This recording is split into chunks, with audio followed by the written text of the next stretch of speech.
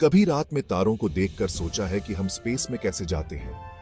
ये एक अद्भुत यात्रा है जो हमें हमारे ग्रह से परे ले जाती है। ये सब पॉसिबल है रॉकेट्स की वजह से। ये विशाल मशीनें हमें अंतरिक्ष की गहराइयों में ले जाती है। इमेजिन करो, खुद को एक कंट्रोल्ड एक्सप्लोजन से बंधे हुए हो और स्पेस की विशालता में जा रहे हो। ये एक ऐसा अनुभव है जो शब्दों में बयां करना मुश्किल है। रॉकेट्स देखने में मैजिक लगते हैं, पर ये असल में साइंस है। फिजिक्स के बेसिक नियमों से चलते हैं। ये नियम हमें बताते हैं कि कैसे थ्रस्ट और प्रोपल्शन काम करते हैं। ये पावरफुल मशीनें ग्रेविटी को चुनौती देती हैं। सैटेलाइट्स, टेलीस्कोप्स और ह्यूमंस को भी अर्थ के एटमॉस्फेयर से परे ले जाती है।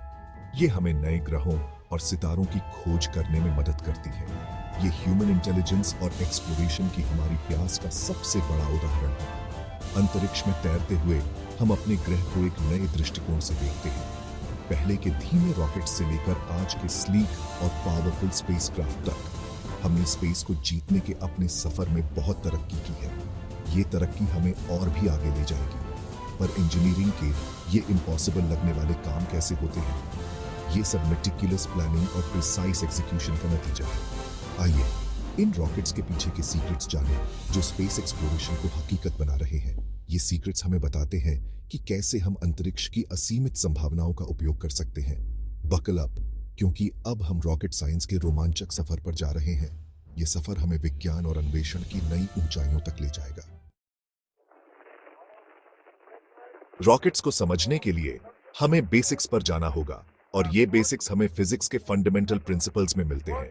सर आइजैक न्यूटन और उनके फेमस लॉज ऑफ मोशन के पास। न्यूटन के 3 लॉज ने हमें मोशन और फोर्सेस को समझने में मदद की है। तीसरा नियम याद है?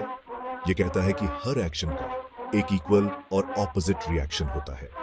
यह नियम हमारे रोजमर्रा के जीवन में भी लागू होता है। यही सिंपल सा प्रिंसिपल रॉकेट्स के पीछे की ताकत है। यह प्रिंसिपल हमें बताता है कि कैसे रॉकेट स्पेस में ट्रैवल करते हैं। एक गुब्बारे के बारे में सोचो। आप उसमें हवा भरते हैं और जब आप उसे छोड़ते हैं तो हवा बाहर निकलती है और गुब्बारे को ऑपोजिट डायरेक्शन में धकेलती है। यह एक सरल उदाहरण है। यह है न्यूटन का तीसरा नियम। यह नियम हर जगह लागू होता है, चाहे वह एक गुब्बारा हो या एक विशाल रॉकेट। रॉकेट्स भी कुछ इसी तरह काम करते हैं, लेकिन हवा की जगह ये गर्म गैस निकालते हैं। यह गैस बहुत हाई प्रेशर और हाई टेम्परेचर पर होती है। रॉकेट इंजन के अंदर फ्यूल और एक ऑक्सीडाइजर को मिलाकर जलाया जाता है। यह कंबस्टन प्रोसेस बहुत एनर्जी रिलीज करती है। इससे एक कंट्रोल्ड एक्सप्लोजन होता है जो बहुत ज्यादा गर्म गैस पैदा करता है। यह एक्सप्लोजन पूरी तरह से नियंत्रित होता है। फिर इस गैस को रॉकेट के नीचे एक नोजल से होकर निकाला जाता है, जहां से यह बहुत तेज गति से बाहर निकलती है। यह नोजल गैस को एक्सेलरेट करता है। जैसे ही गैस नीचे की ओर जाती है, यह एक इक्वल और ऑपोजिट फोर्स बनाती है जो रॉकेट को ऊपर की ओर धकेलती है। यह फोर्स रॉकेट को लिफ्ट ऑफ करने में मदद करती है। यह एक स्केटबोर्ड पर खड़े होकर एक भारी चीज को खुद से दूर फेंकने जैसा है। जैसे ही आप उस चीज को फेंकते हैं, आप पीछे की ओर मूव करते हैं। उस चीज को आगे फेंकने से आप पीछे की ओर जाएंगे। यह एक्शन और रिएक्शन का परफेक्ट एग्जाम्पल है। यही वो बेसिक प्रिंसिपल है जिससे रॉकेट्स लिफ्ट ऑफ करते हैं और स्पेस में जाते हैं। यह प्रिंसिपल हमें यूनिवर्स को एक्सप्लोर करने में मदद करता है।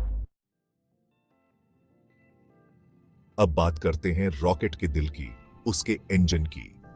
यह इंजन ही है जो रॉकेट को अंतरिक्ष की ऊंचाइयों तक पहुंचाने के लिए जरूरी थ्रस्ट पैदा करता है।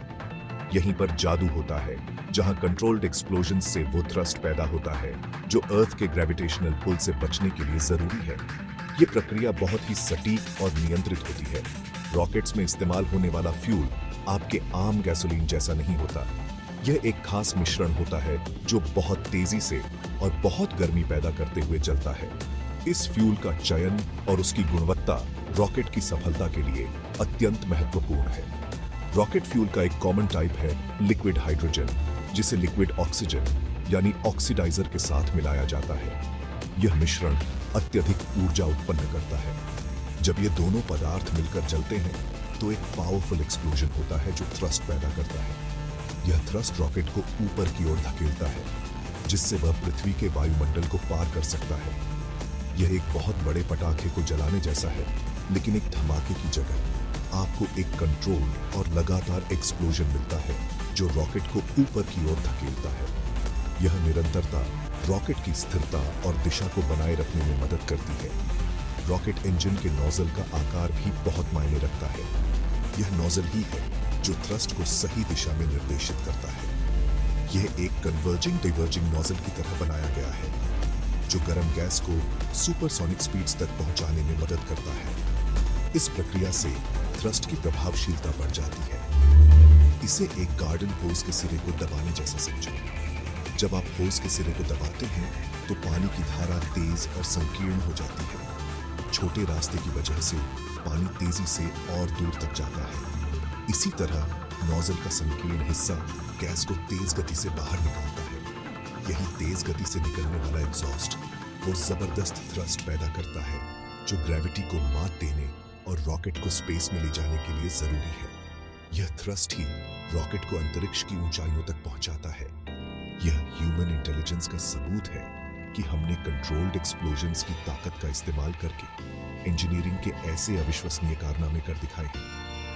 यह तकनीक हमें अंतरिक्ष की नई सीमाओं को छूने में सक्षम बनाती है और हमारे ज्ञान की सीमाओं को और आगे बढ़ाती है।